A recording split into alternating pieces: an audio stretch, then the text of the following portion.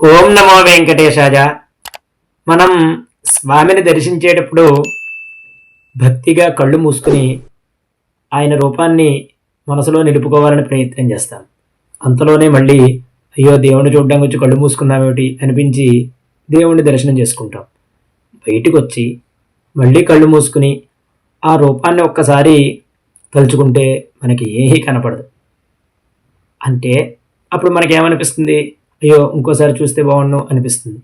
ఎంత చూసినా తనివి తీరని రూపం ఆ వెంకటేశ్వర స్వామి రూపం.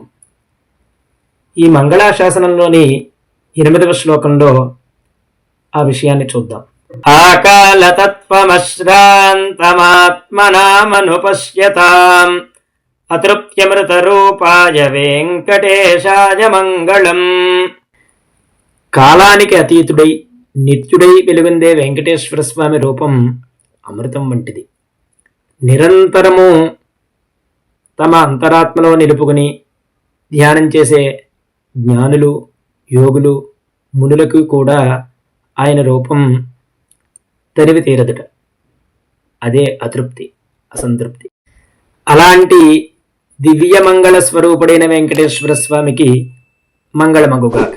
స్వస్తి.